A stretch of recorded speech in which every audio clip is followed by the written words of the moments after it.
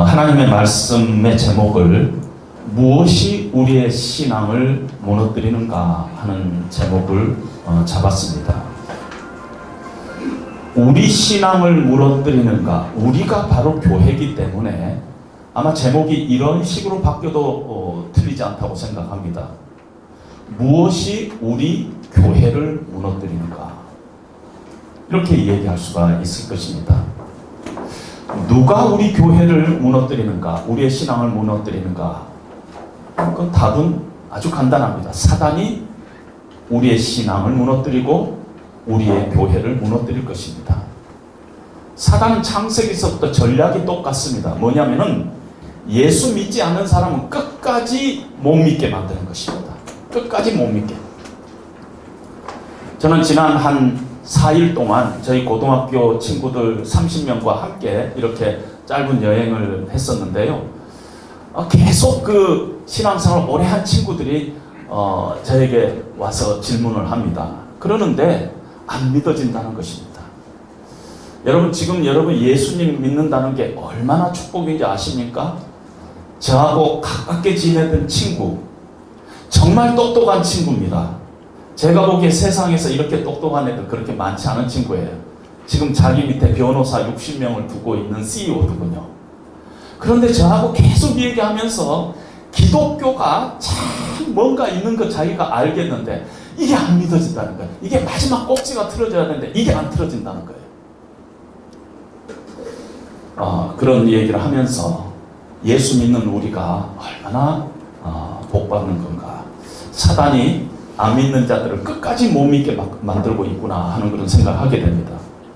믿는 사람들에게 사단은 어떻게 역사하냐면 더 신앙생활 성장하지 못하게, 성화되지 않도록, 신앙이 자라가지 않도록, 신앙이 거꾸로 가도록 그런 작전을 늘 씁니다. 개인적으로 뿐만 아니라 믿는 사람들이 모여있는 이 공동체, 하나님을 예배하는 이 신앙의 공동체 교회 안에 사단이 이 가라지를 뿌립니다. 사단이 사용하는 무기가 있어요. 그래서 성도들의 마음을 훔쳐가지고 그리스도의 영광의 광채를 드러나지 못하게 합니다. 그래서 교회가 본질을 잃고 영향력을 잃고 세상의 빛과 소금의 역할을 감당하지 못하고 머리이신 예수님에게서 몸인 교회가, 성도들이 이렇게 붙어있지 않는 교회로 만들어버립니다. 그래서 교회가 문화적으로는 교회예요. 형태적으로는 교회예요. 이름은 교회예요.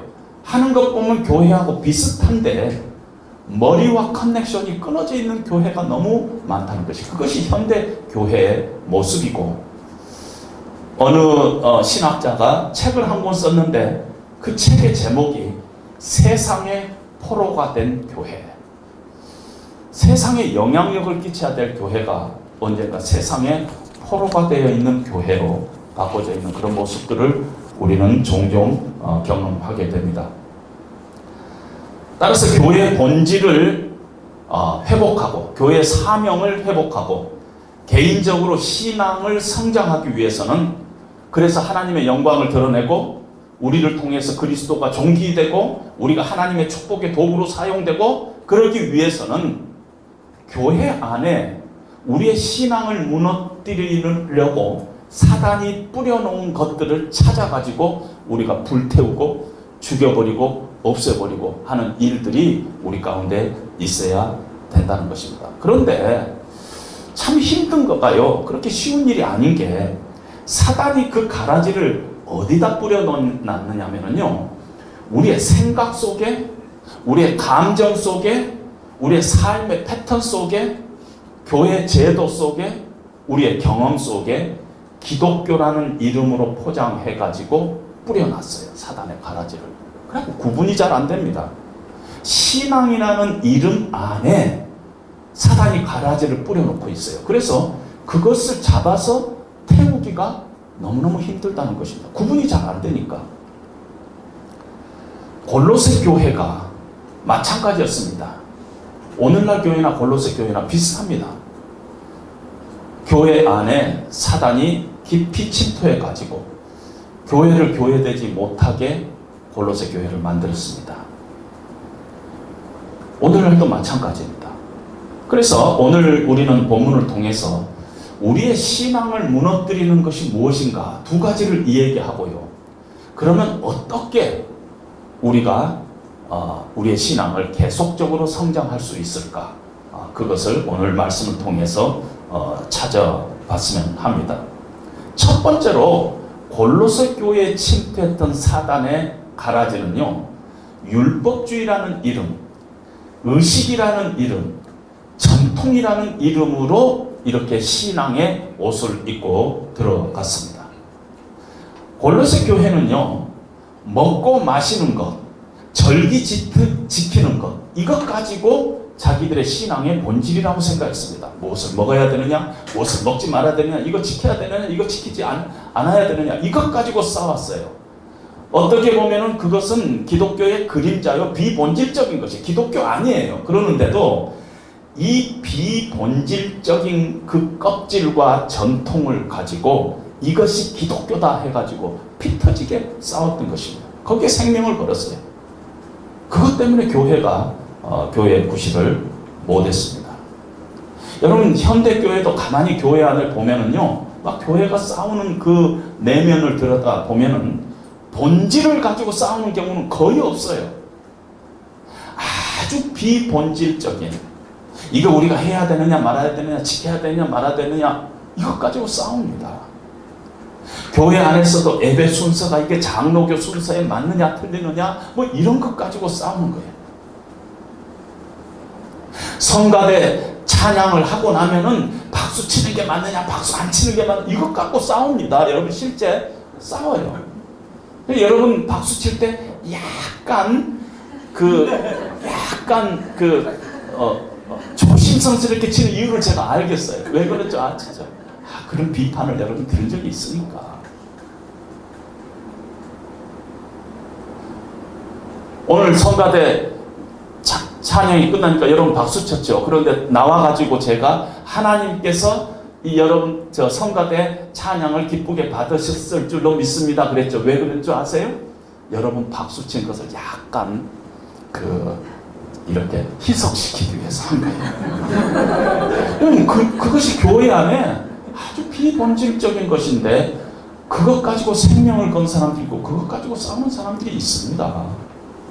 그래서 교회가 어려움이 생깁니다. 교회 안에 율법주의가 신앙생활 하다 보면 생깁니다. 우리의 율법주의라는 게 뭐냐면요, 우리의 행위와 열심으로 하나님 앞에 인정받으려는 것. 행위와 행동 때문에 하나님께서 나를 더 사랑한다고 생각하면은 그것이 율법주의예요. 다른 사람과 나와의 신앙의 경계선을 저 사람은 이걸 안 하고 나는 이걸 한다. 그래서 내가 하는 행위나 내가 하는 행동 때문에 내가 지금 남보다 더 우월한 신앙생활을 하고 있다. 이렇게 생각하면은 그것이 율법주의라는 것이에요. 그런데 우리가 예수님을 믿을 때 은혜로 구원을 받았는데 사단이 우리의 은혜로 구원받은 우리의 마음속에 율법주의라는 가라지를 심어가지고 언제부턴가 이 율법주의, 어떤 전통, 의식을 가지고 신앙생활을 하고 있다면 내가 이런 행위와 내가 이런 행동을 함으로써 하나님 앞에 내가 지금 열심히 하고 있다고 내가 착각하고 있다면 그건 사단이 여러분들을 속이고 우리 스스로도 속는 것이라는 것입니다. 특별히 한국 교회 안에서는요, 술, 담배, 예수 믿고 나면 간증하라고 하면 상당한 많은 사람들이 나는 예수 믿기 전에 담배를 이렇게 피우고 술을 이렇게 마셨는데 다 끊었습니다. 이것이 간증이에요. 그건 아름다운 것이죠. 그럼에도 불구하고 그것 때문에 아직도 담배를 몰래 피고 있는 저 김집사, 제 신앙이 왜 저러냐 이렇게 생각하면 차라리 담배 피우는 게 낫다는 것이에요. 그럼 성경에는 담배 피우지 마라, 담배 피우라 그런 게 없습니다. 제가 신학교 가서 깜짝 놀란 거예요. 저희 신학교는 아주 어떤 면에서 보수적인 신학교에서 한국에서요, 고신측 목사님들이 공부가 많이 옵니다. 미국에서 갈 만한 신학교는 이 신학밖에 없다고. 그 정도로 보수적인 신학교예요. 우리는 보수적이라고 생각하지 않는데 한국 신앙인들이, 한국 신학생들이 보수적이라고 생각해요. 와서 깜짝 놀라는 게 가끔 신학생들이요, 캠퍼스 안에서 담배 피우는 신학생들을 발견하고 막 쫓아갑니다. 네 여기 담배 피워도 되느냐? 막 와서 붙잡습니다. 그럴 때 그 미국 신학생들이 아무 놀라지 않고 어디 성경에 그거 있어? 이렇게 묻습니다. 없죠. 우리의 전통이죠. 저도 깜짝 놀란 게 총회 가면은 미국 목사님들이 한 3,000명 모이는 그런 총회를 합니다. 저도 이렇게 가면은 저녁에 총회 끝나고 나서 그 근방에 맥주집에 목사님들이 가득 있어요. 전 얼마나 처음에는 시험 들었는가 몰라요. 근데 하루 종일 회의하고 맥주 한 잔 마시는 겁니다. 저도 예수 믿고 나서 술, 담배 끊었어요. 예수 믿기 전에는요, 술 잘 먹어서 포상휴가 받은 사람이에요. 거짓말 아닙니다. 여러분, 그러나 이 술, 담배를 끊었다는 것이 내 신앙이 지금 자라고 있는 척도가 된다면 나는 이미 율법주의에 빠져 있다는 것입니다. 안 피우고 술을 안 먹는 거, 그건 아름다운 것이지만 그것이 내 신앙의 어떤 척도가 되고 남을 판단하는 어떤 기준이 되고 있다면 나는 이미 율법주의나 어떤 전통이나 의식에 지금 빠져 있다는 것입니다. 골로새 교회 이스라엘 백성들은 전통적으로 먹을 수 있는 음식과 먹을 수 없는 음식이 있었어요. 먹을 수 있는 음식은 깨끗한 음식이라고 했고 먹을 수 없는 음식은 더러운 음식이라고 했어요. 이거는 성경에서 예수님 오시기 전까지 그림자라고 얘기했어요. 그림자. 그런데 그들은 그림자 붙잡고 신앙생활 한 것입니다. 먹어야 될까 안 먹어야 될까 이것 가지고 신앙에 생명을 건 것입니다. 이 시대도 그런 교파가 있잖아요. 아직도 먹는 것 가지고 생명을 건 교파가 있어요.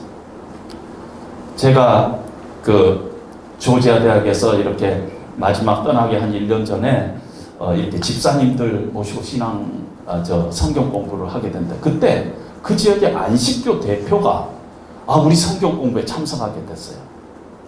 이렇게 성경 공부를 하다가 우리가 성경 공부 12주 정도를 끝내고 나서 우리 이제 이번에 성경 공부 끝나고 나면은 레드 랍스터에 가서 우리 저녁 식사 한번 하자고 이 얘기를 했더니 거기에 상처받은 거예요. 어떻게? 집사님이 내가 안식교인가 알면서 레드 랍스터 가자 그랬느냐는 거에서 레드 랍스터 안 먹잖아요? 새우니 뭐 이런 것들. 그런 어떤 비본질적인 것에 자기의 생명을 거는 사람들이 있다는 것입니다. 그런데 예수님께서 말씀하시죠. 베드로에게 예수님께서 환상 중에 나타나서 하늘이 열리고 한 그릇이 베드로에게 내려오는데 그 속에 보니까 4발 가진 짐승, 기는 것, 공중에 나는 것, 도저히 자기가 율법적으로 먹을 수 없는 것들이 그 안에 가득 있어요. 그러면서 하늘에서 베드로야, 이것들 일어나서 잡아먹어라. 예수님, 나는 평생 동안 이런 거 먹어보지 않았어요. 이 더럽고 속된 거 먹어보지 않았습니다. 먹지 않았습니다. 그럴 때 하늘에서 음성이 들면서 하나님께서 깨끗하게 하신 것은 네가 속되다고 하지 말라. 3번이나 이 환상 가운데 하나님께서 베드로에게 말씀하셨습니다. 네가 지금 음식 가지고 신앙생활하고 있는데 그렇지 않다. 기독교의 진리는, 기독교의 본질은 그게 아니다. 음식의 문제 아니다. 하고 이 얘기하는 것입니다. 그러면서 사도 바울은 고린도전서 8장 8절에 식물은 우리를 하나님 앞에 세우지 못한다. 이렇게 얘기를 하는데 영어 표현을 보니까 이런 표현이 있어요. Not worse and no better. 그러니까 식물은 먹든 안 먹든 아무 상관없는 거라는 거예요. 아, 이것이 건강에 좋으냐? 이것이 지금 콜레스테롤이 맞느냐? 아, 이런 것 갖고는 결정할 수 있어요. 그런데 신앙하고는 아무 상관없는 것이라는 거예요. 신앙하고는 아무 상관없는 것이라는 거죠. 식물은 우리를 하나님 앞에 세우지 못한다. 교회에서 신앙생활 하다 보면 전통이 생길 수 있습니다. 그런데 그것을 지키는 것을 신앙 좋은 증거로 거기에 권위를 부여하면은 그것은 옳지 않다는 것입니다. 가만히 보면 전통은 자기의 경험, 익숙해지는 것이 전통이 됩니다. 거기에 가치를 부여하고 나 오랫동안 그렇게 해왔다. 아, 이거 편하다. 이거 익숙하다. 그래서 가치 있다. 이렇게 생각하는 것입니다. 근데 가만히 보면은 그 깊이 들여다보면 굉장히 이기적이에요. 자기 중심적이에요. 자기 기득권을 지키겠다는 것이에요. 교회는 이래야 돼. 교회는 저래야 돼. 이렇게 하는 것이 뭐냐면 자기가 익숙하다는 것이에요. 자기가 익숙. 미국 교회에서 유명한 말이 있습니다. 우리 거제도 교회에서는 그렇게 하지 않았습니다, 목사님. 왜 거제도 교회가 계속 나오냐는 거죠. 거제도를 제가 폄하하려고 하는 거 아닙니다. 자기 경험이 늘 살아있는 것들. 그래서 그것이 자기의 신앙의 척도가 되고 거기에 권위를 부여하고 그거는 신앙이 있는 것이 아니라는 것입니다. 그분의 이름은 성은 이시요 이름은 기심이라고. 자기 이기적인, 자기 중심적인 그런 얘기를 하는 것입니다. 고로새 교회는 이런 것 가지고 평론했다. 서로 비판했다. 서로 판단했다. 남의 신앙을 비판했다. 저지멘탈 했다. 이래야 돼, 저래야 돼, 뭐 교회는 저래야 돼, 뭐 김지수가 왜 저러나 이런 식으로 늘 그런 것 가지고 서로 싸웠다는 것이에요. 그러니 그게 그 교회 안에 기쁨이 있겠어요? 감동이 있겠어요? 점점 신앙이 피상적이 되고 얄팍한 자기 의에 빠져서 그것이 신앙인 줄 알고 착각하고 생명을 걸었습니다. 그것이 골로새 교회에 향한 하나님의 음성이었습니다. 여러분들은 정확히 잘 모르시겠지만은 주님의 십자가 교회는 굉장히 좋은 교회입니다. 근데 시중에 많은 교회들 여러분 재직회 한번 보셨어요? 뭐 이민교회도 미국에 있는 교회도 마찬가지고 한국 교회도 재직회를 하면은요 목사님이 재직회를 시작합니다. 다 같이 찬송가 몇 장 부르겠습니다. 빛나고 높은 보좌가 그거 다 끝나고 나면 의자 하면서 싸움하는데 정신없습니다. 그것이 우리 지금 교회의 모습인 것입니다. 비본질적인 거, 자기 기분에 맞지 않은 거, 그거에 대해서 비판하고 평론하고 판단하고 그것이 우리 가운데 있어요. 특별히 주님의 십자가 교회 안에도 앞으로 있을 거예요. 왜냐하면 우리가 다른 사람들보다 조금 더 비판적이에요. 일반적인 다른 교회보다 좋게 표현하면은 좀 비판력이 많고 나쁘게 표현하면은 저지멘탈 할 수가 있다는 것이에요. 그렇잖아요? 저를 보면 그렇다는 것입니다.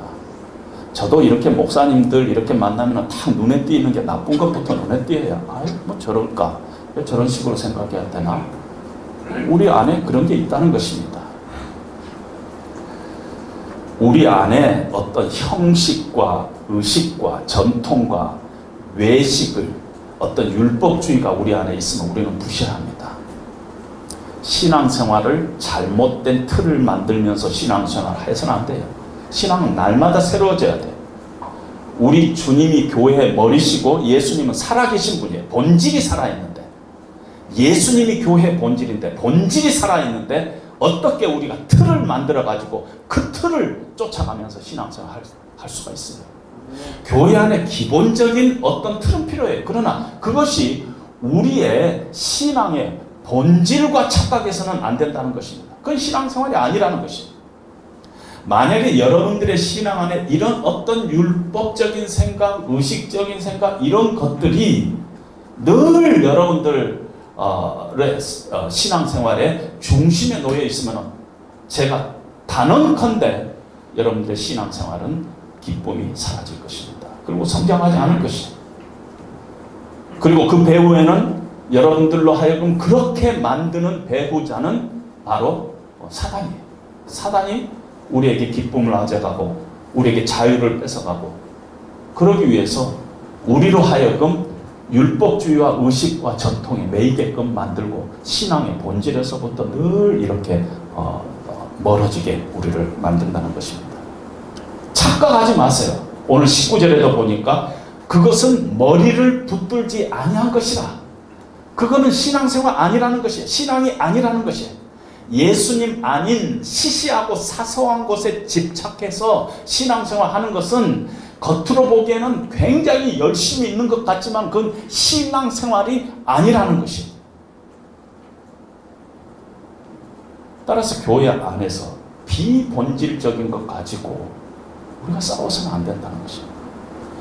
비본질적인 것은 다 용납해버려야 돼요.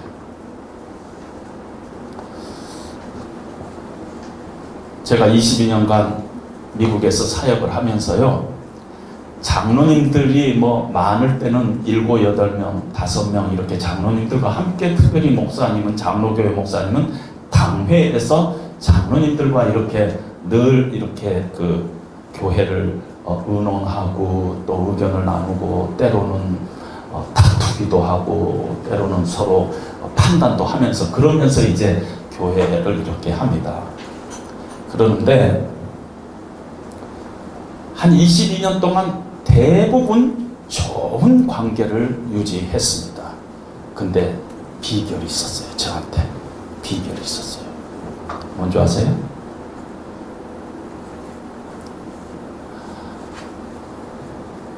비본질적이면서 중요하지 않은 문제는 늘 제가 장로님들 알아서 하십시오. 장로님들 알아서 하십시오. 매번 장로님들 알아서 하시라고 그랬어요. 제 주장 하나도 안 했어요. 그러나 본질적인 것이 딱 걸릴 때는 장로님 이건 이렇게 해야 되는데요. 그러면 그동안에 10번 제가 양보했잖아요. 그러면 한 번 목사님 말 들어줘야 될 거 아니에요. 비본질적인 것들을 양보하세요. 양보해버려요. 그거는 우리의 신앙하고 아무 관계없는 것들. 그럼에도 불구하고 사람들이 모이는 이렇게 공동체를 유지하다 보면 꼭 그런 일들이 발생해요. 그러니까 양보해버리세요.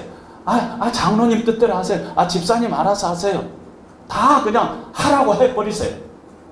그러나 가장 중요한 것만 붙잡으면 된다는 것입니다. 우리 하나님은요, 우리의 외식과 우리의 전통과 우리의 형식과 우리의 의식에 하나님 속지 않으신 분이에요.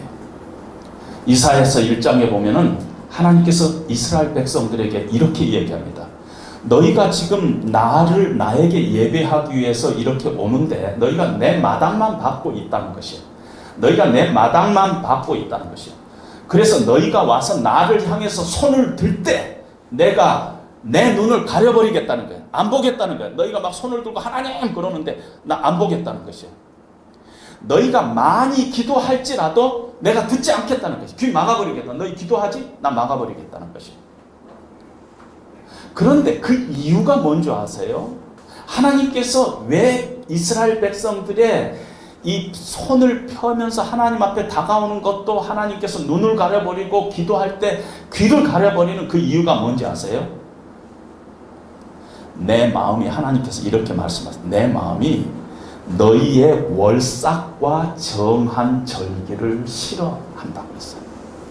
너희가 막 이거 정해놓고 이거 지켜야 되고 이날은 뭐 해야 되고 하는 것들 너무너무 싫다는 것이에요.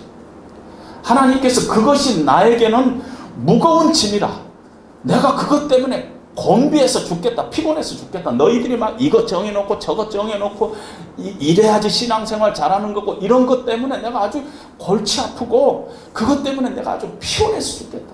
너희들 그게 신앙인 줄 알고 그렇게 하면 하나님이 기뻐하실 줄 아는데 아이고 나 피곤해 죽겠다, 나 아주 힘들어 죽겠다. 하나님께서 그렇게 말씀하신 것입니다.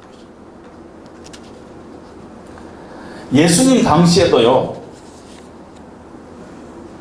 유대인들이 하나님을 잘 섬기기 위해서 규례를 만들었어요. 규례. 하나님을 어떻게 하면 잘 섬길까 하고 규례를 만들었는데, 에베소에 보면은 예수님께서 그 규례가 하나님을 잘 섬기는 것임에도 불구하고, 섬기기 위해서 만드는 것임에도 불구하고 그것 때문에 너희들 가운데 하나됨이 없어졌어요. 그래서 예수님께서 십자가의 피로 내가 그것을 다 말살해버렸다 그랬어요.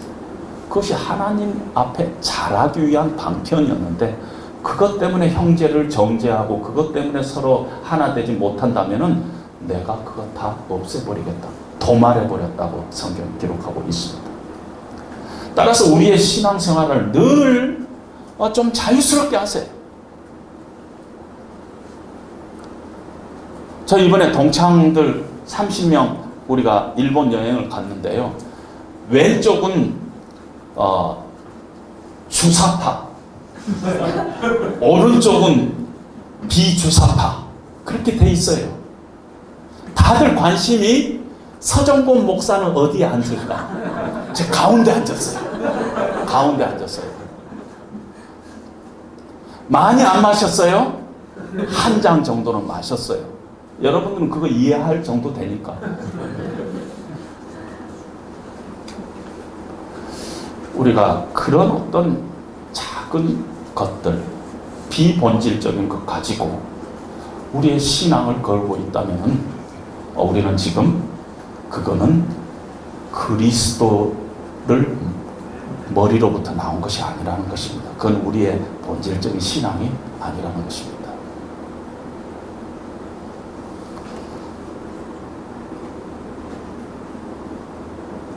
설교 끝나고 어디 가고, 야 우리 교회 서정곤 목사님 맥주 한잔 한대. 그러면 이미 여러분들은 약간 비본질적인데 설교자예요.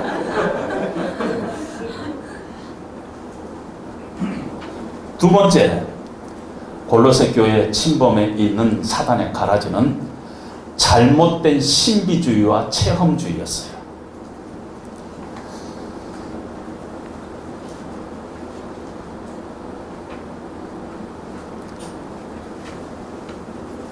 골로새 교회 당시에 영지주의 이단이 침범했어요.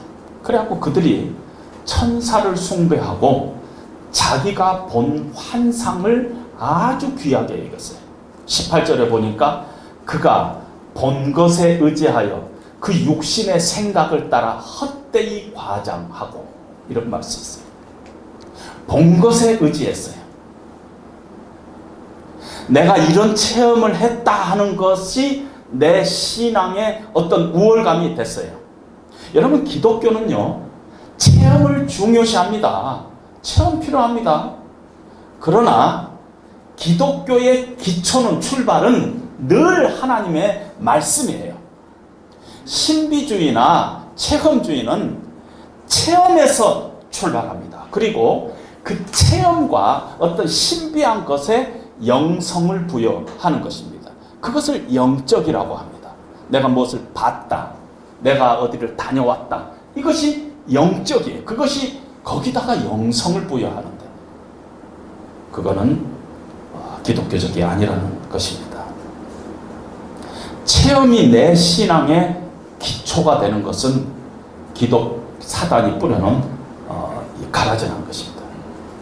내가 본 것, 내가 경험한 것, 나의 주관적인 경험, 거기에 내 신앙의 기초를 하면은 19절, 머리를 붙들지 아니한지라. 그것도 머리를 붙들지 아니한 것이라는 것입니다.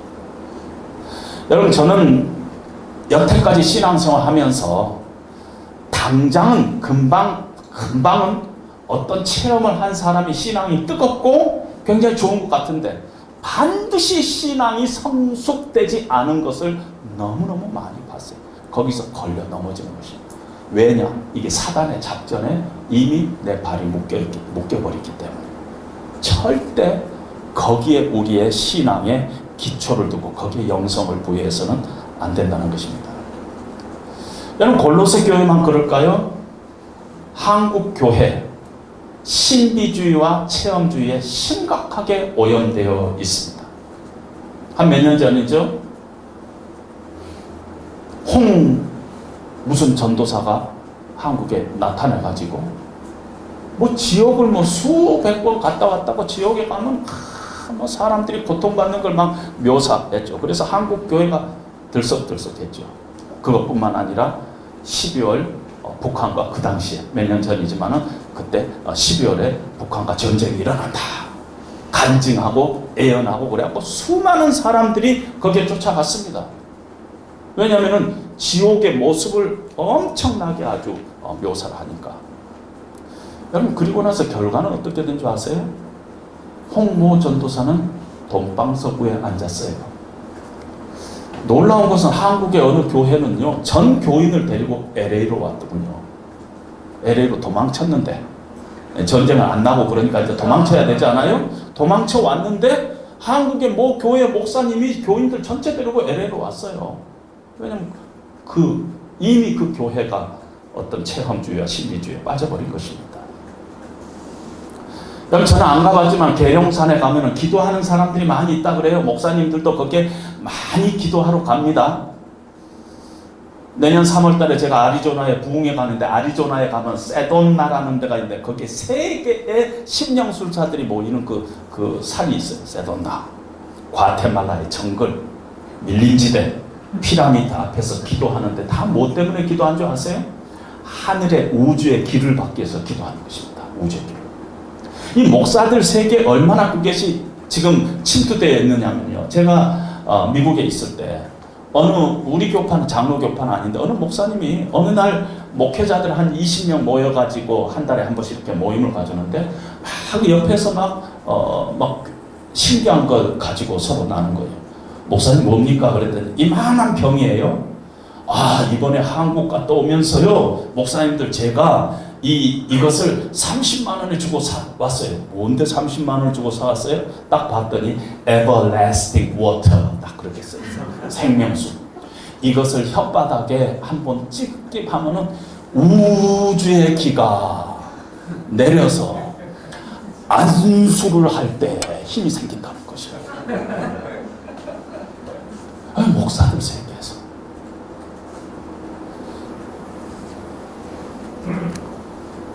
은근히 한국교회 신령술, 기, 단, 이교도의 주문들이 이 교회 집회에 사용되고 있어요. 인도의 어떤 이상한 아주 이교도 안에서 주문들을 주문했더니 뒤로 벌렁벌렁 넘어지더라. 그 주문을 따가지고 와서 부흥에 지금 사용하고 있는 것이 한국 교회 현실이에요. 여러분들은 잘 모를까 몰라도.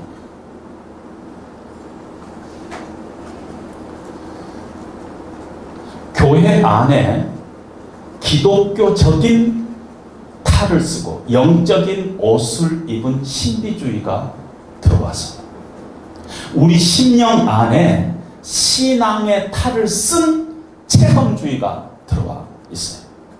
그런데 신앙적인 것 같지만 사단이 뿌려놓은 가라지예요. 어떤 방법으로든 태워야 돼요. 성경 우리를 그렇게 얘기하고 있지 않습니다. 구약에서는 하나님께서 꿈과 환상과 선지자들의 말씀을 통해서 하나님의 뜻을 계시를 했어요. 구약시대 때 꿈과 환상을 통해서 계시를 했어요. 그러나 하나님께서 사도들로 하여금 기록된 하나님의 말씀을 우리에게 준 이후에는 이 하나님의 말씀에 한 자라도 더하는 자들은 화 있을진저 하고 말씀했습니다. 뿐만 아니라 우리가 잘 알고 있는 히브리서 1장 1절 2절에 보면은 옛적에 선지자들을 통하여 여러 부분과 여러 모양으로 우리 조상에게 말씀하시던 하나님이 이 마지막 때에 아들을 통해서 우리에게 말씀하시라 하고 말씀합니다. 이 마지막 때, 우리가 지금 마지막 때를 살고 있는데 이 마지막 때는 하나님께서 구약시대 때 선지자를 통해서 보여줬던 환상과 여러 모양으로 그 꿈을 통해서 해줬던 것, 그것 대신에 이제는 그리스도로 이제는 우리에게 말씀하신다는 것입니다.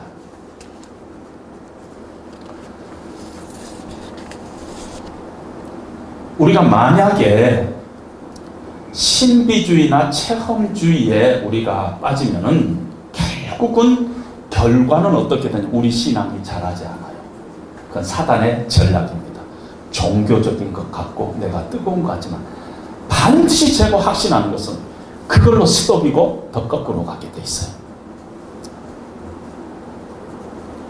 왜냐하면 머리이신 예수님을 붙잡지 않기 때문에 온 몸이 머리로 말미암아 그리스도의 충만함으로 공급함을 받아야 하는데 그렇지 못하기 때문에 머리를 우리가 붙잡지 않고 있기 때문에 예수님과 디스커넥트 됐어요. 그래서 나 혼자는 신비주의에 빠지고 나 혼자는 체험주의에 빠져가지고 내가 신앙생활 잘하고 있는 것 같지만은 모든 능력이 그리스도로부터 우리에게 임하고 모든 충만함이 그리스도로부터 임하는 우리는 몸이기 때문에 이 몸에서 디스커넥트 되어 있기 때문에 우리는 우리도 모르는 사이에 속고 있지 우리의 신앙생활은 제대로 하고 있는 것이 아니라는 것입니다.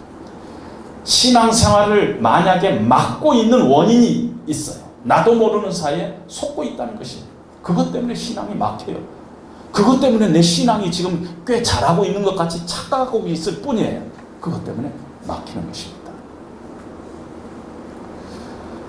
사단이 우리 안에 몰래 들어와서 가라지를 뿌려놓은 것이 두 가지가 있다 그랬죠. 하나는 율법주의, 의식, 전통. 두 번째는 신비주의 혹은 체험주의. 이 두 가지의 가라지를 통해서 우리 교회 안에, 우리 신령 안에 뿌려놓고 그래서 마치 우리가 신앙생활 잘한 것 같이 착각하게 만들고 실제적으로는 우리가 신앙생활 거꾸로 하게 성장하지 못하게 그리스도인 예수님 머리신 예수님을 붙들지 못하게 우리를 그렇게 이렇게 삐뚤어지게 만들어 놓는다는 것입니다. 그러면 우리는 어떻게 신앙생활 바르게 할 것인가? 어떻게 하면 개인적으로나 교회적으로나 신앙의 본질을 붙잡고 신앙생활 정말 하나님 기뻐하시는 신앙생활 할 것인가? 오늘 본문 2장 6절로부터 7절에 보면은 그러므로 너희가 예수 그리스도를 주로 받았으니 그 안에서 행하되 그 안에 뿌리를 박으며 세움을 받아 교훈을 받은 대로 믿음에 굳게 서서 감사함을 넘치게 하라. 골로새서 2장 6절 7절 말씀. 그래서 내비게이터라는 선교 단체는 100년 동안 성경 공부를 한 단체인데 그 단체에서 나오는 성경 공부 교재 중에 27 시리즈라고 있어요. 27 시리즈. 6권으로 된 27 시리즈. 저는 놀랍게도 교회를 처음에 담임 목사로 부임해 갔는데 교회가 엉망으로 갈라져 있고 힘든데 제가 신학교 막 졸업해갖고 아무것도 모를 때예요. 여러분 신학교 졸업하면은요 설교 한 3번 하고 신학교 졸업해요. 아무것도 몰라요. 공부했지만은 영어로 공부하니까요 머릿속에서 막연하니 알고 구체적인 게 없어요. 그래가지고 제가 고시부에 있으면서 신학생들 이렇게 인터뷰를 해보면은요 아는 게 별로 없어요. 왜? 영어로 공부하다 보니까 아는 게 별로 없어요. 그래서 한국 신학교로 가서 공부하라고 제가 그런 적이 많이 있습니다. 영어가 갖고 있는 어려움 때문에. 그런데 아무것도 모르는데 제가 저보다 먼저 목회를 한 친구한테 전화하고 나 이거 교회를 맡았는데 뭘 어떻게 해야 될지 모르겠다. 나는 뭐 사랑의 교회 출신도 아니고 제자 훈련 해본 적도 없고 아무것도 없는데 어떻게 하면 좋으냐.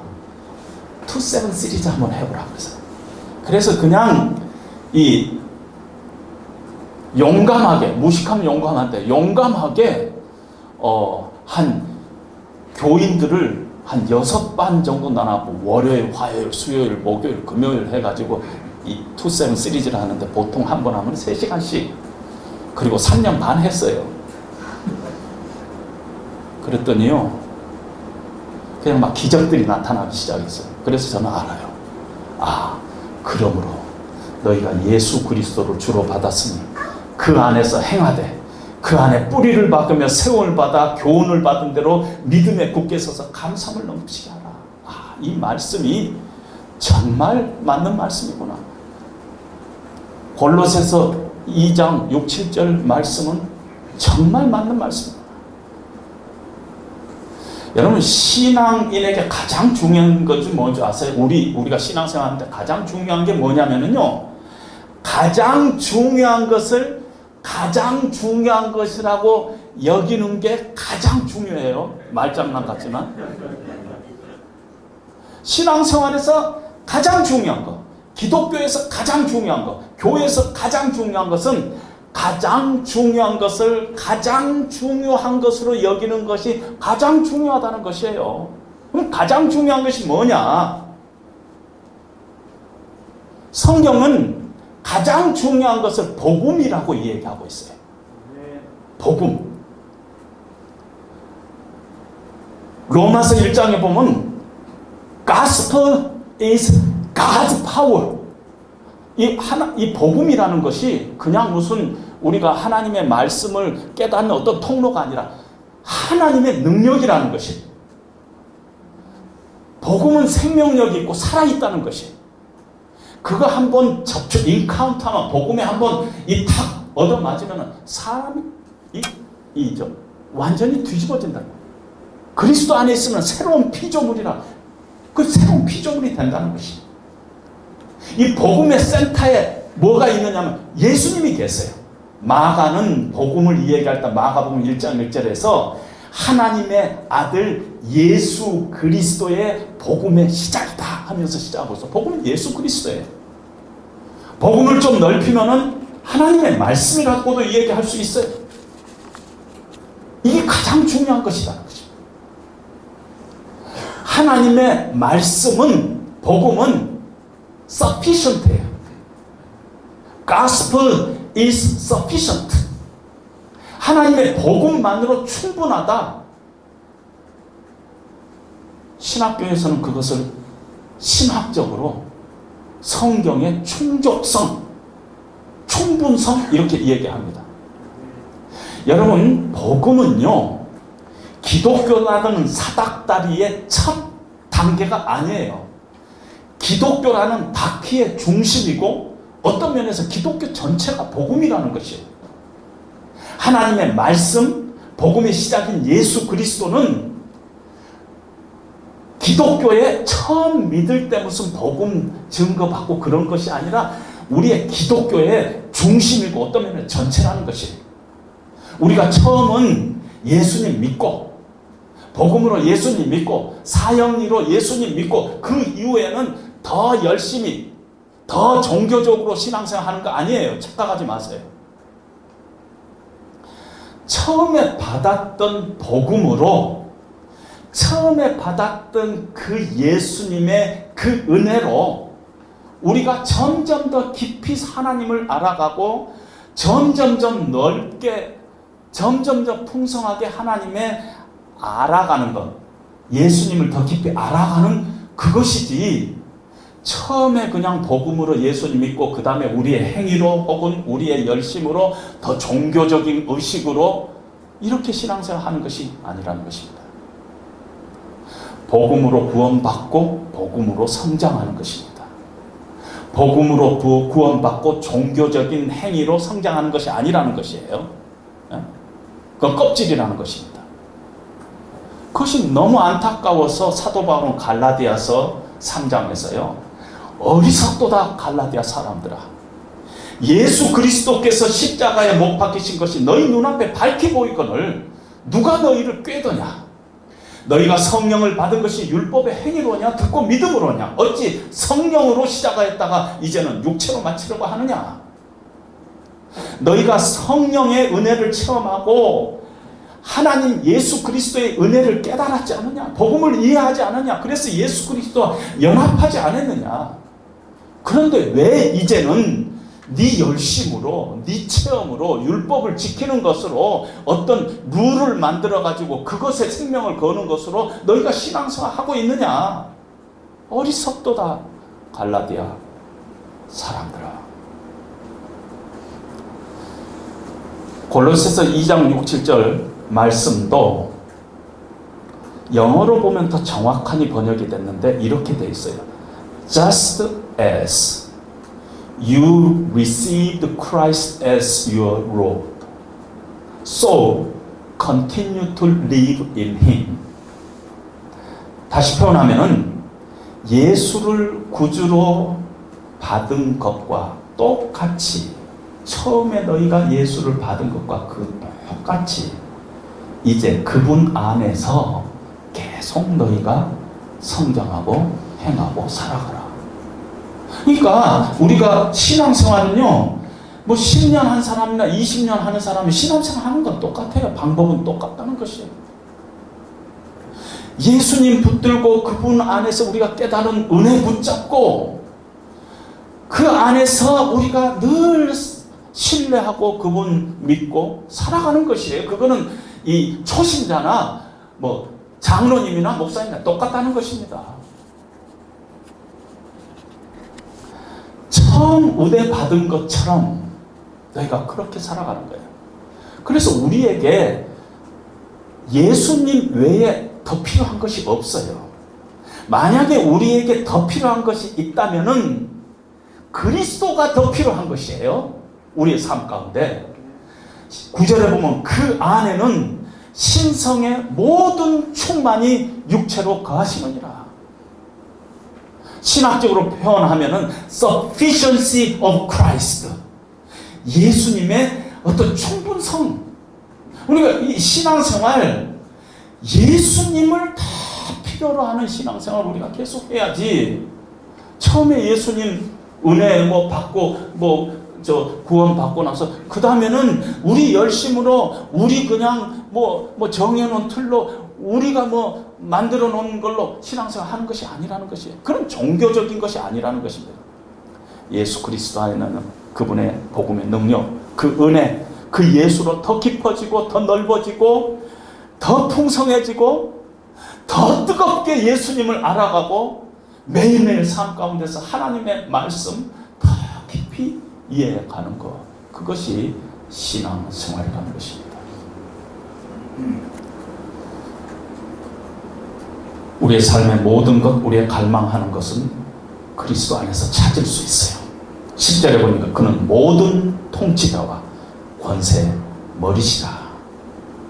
우리의 모든 문제의 근원은요, 이유는 죄예요. 그런데 죄를 없이 하시는 분이 예수님이에요. 그래서 만약에 우리가 예수님 안에 붙어 있지 않으면은 우리 안에 죄가 늘 우리를 유혹하게 되고 우리의 모든 문제의 근원은 죄 때문에 생긴 것이에요. 만약에 우리 교회 안에 우리가 예수님 외에 딴 거 붙잡은 순간 교회는 가라지가 들어와서 우리의 신령을 파괴하고 우리 공동체를 파괴하는 그러한 속에 우리가 빠질 수 있다는 것입니다. 예수님 안에 있을 뿐만 아니라, 그래서 머리 안에 붙어 있을 뿐만 아니라 공동체 안에 붙어 있어야 돼요. 그냥 머리에만 붙어 있는 게 아니라 우리 공동체, 우리가 다 연약하고 부족하지만은 하나님께서 우리를 권속으로 삼으셔. 우리 가족이에요. 우리가 이거 가족이라고 불렀어요. 에베소 2장에 보면 한 피바다 한 몸 이룬 형제요 자매가 됐어요. 우리가 어떻게 보면은 형제, 피를 나눈 형제보다도 우리가 더 가깝지 않아요? 저 미국에서 와가지고 여수에요. 제 여동생도 있고 남동생도 있고 그러는데 이놈들이 한 달이 지나도 전화 한 통화가 없어. 자기들 바빠서. 그게 피를 나눈 형제들이에요. 물론 뭐 집안에 뭐 추석이면 뭐 모이고 그러겠죠. 그러나 우리가 얼마나 그리스도 안에서 피의 값을 주고 산 이 공동체냐 하는 것입니다. 만약에 여러분들 안에 억울한 일이 있다면은 하나님 앞에 가서 진짜 가슴을 치고 통탄할 일이 있다면 저는 이렇게 생각합니다. 주님의 십자가 교회에서, 이런 좋은 교회에서, 이 교회를 통해서 이 세상에 우리가 메시지를 보내지 못하고 우리가 죽는다면은 그것같이 억울한 일이 어디가 있겠어요? 지금 연약합니다. 지금 아까 3명이잖아요. 3명. 오병이어에 하나님께서 축복하시면은 숫자가 문제가 아니라 얼마나 큰 일을 우리 가운데 하나님께서 계획하고 계시는가. 늘 그런 꿈을 가지시고 그런 기대감을 가지시고 우리가 살아가야 할 줄로 압니다. 그래서 우리에게 필요한 것이 있다면 회개예요. 회개는 뭐냐면은 돌이키는 것이에요. 무엇에서 돌이키냐면은 내 안에 있는 어떤 의식과 틀과 나의 어떤 경험을 가지고 상대방을 비판하는 어떤 그런 태도와 나의 어떤 신앙생활의 어떤 그런 경향성, 내가 좋아하는 부분이 있어요. 내가 하나님의 말씀 때문에 내가 은혜를 받았다면 늘 말씀 그것 가지고 상대방을 판단합니다. 저 친구는 말씀 안 보고 늘 기도만 해. 그게 아니죠. 기도도 필요하고 말씀도 필요하죠. 회개해야 됩니다. 내가 어떤 틀을 갖고 있는가? 내 안에 어떤 주관적인 체험에 내가 너무 의지하고 있는 건 없는가? 내 경험에 따라서 하나님 말씀보다 경험이 먼저 우선되고 있지 않는가? 나도 모르는 사이에 어떤 신비한 것을 쫓고 있지 않는가? 그러니까 우리가 회개해야 됩니다. 돌이켜야 돼요. 여러분, 제가 아는 이세 목사님이요. 목사님, 저는요, 옛날에는 청소년들한테 집회를 할 때 회개하라! 그랬다는 거예요. 회개하라! 그랬는데 요즘은 그렇게 안 하기로 했어요. 어떻게 하는데? 그랬더니 회개해라 얘들아 그러면서 막 웃는데요. 자기는 왜 그렇게 하느냐면은 회개는 복음이기 때문에 그렇다는 것이에요. 회개하면은 우리가 살아날 수 있기 때문에, 회개는 너무너무 이 복된 것이기 때문에, 복음이기 때문에 애들한테 막 윽박지르면서 회개하라 그럴 거 없이 막 웃으면서, 좀 이상하지만 애들아 회개해라 그러면서 막 웃으면서 한다. 이게 회개만 하면 이게 얼마나 복된 것이냐는 것이에요. 목사님, 회개는 날 잡아서 하는 게 아니라 매일매일 매 순간순간 우리가 해야 되는 거 아닙니까? 여러분, 날 잡아서 합니까? 아니면은 오늘 하나님의 말씀 붙잡고 이제 목장 모임에서 우리가 그 말씀을 나눌 때 내 마음속에 있는 하나님이 싫어한 것들, 사단이 뿌려놓은 가지가 무엇인가, 가라지가 무엇인가, 내 안에 이런 것들이 있었구나, 이런 것들이 있었구나, 다시 복음으로 돌아가야 돼. 내가 정말 붙잡은 거, 그리스도 외에 나에게 더 필요한 것이 없다. 만약에 필요한다면은 예수님이 나에게 더 필요하구나. 이런 고백을 가지고 우리가 돌아가야 할 것입니다. 오늘 우리가 성찬식을 합니다. 다시 나를 위해서 십자가에 피 흘려 살찔 때 죽으신 예수님의 그 은혜, 나의 모든 존재적인 갈망을 해결하신 그 주님, 그리고 앞으로도 해결하실 분,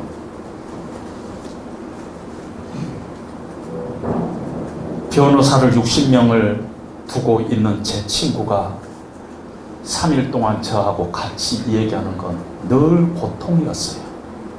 너무 힘들고 너무 고통스럽고,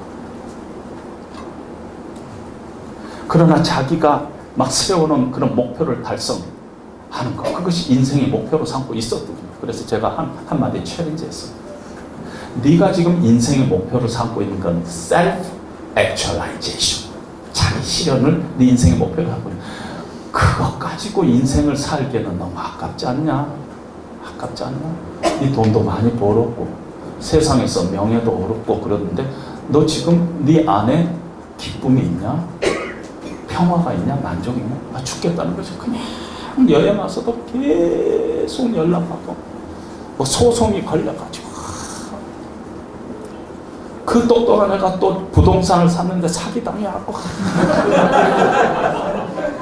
죽겠는데.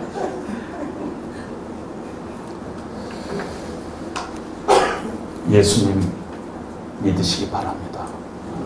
초신자든지 30년 된 사람이면 예수님 똑바로 믿어야 돼요. 그분을 신뢰하고 그 은혜를 사모하고 이 교회를 향해서 주신 그 예수님의 뜻을 우리가 하나님 말씀에서 찾아가면서 날마다 더 깊이 있게 더 높이 우리가 그 복음에 합당한 삶을 살아가는 것이 하나님께서 우리에게 가장 중요한 것이다.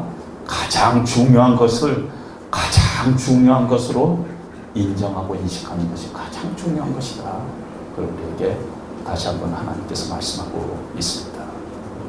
그런 은혜가 우리 가운데 늘 함께 하시기를 주님의 이름으로 축원드립니다. 잠시 기도하겠습니다.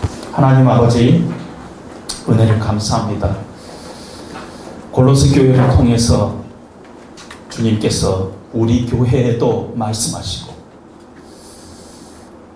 이 시대의 교회들에게 하나님께서 필요하셔서 골로새 교회에 보낸 하나님의 편지를 다시 성경에 남겨두신 줄로 믿습니다.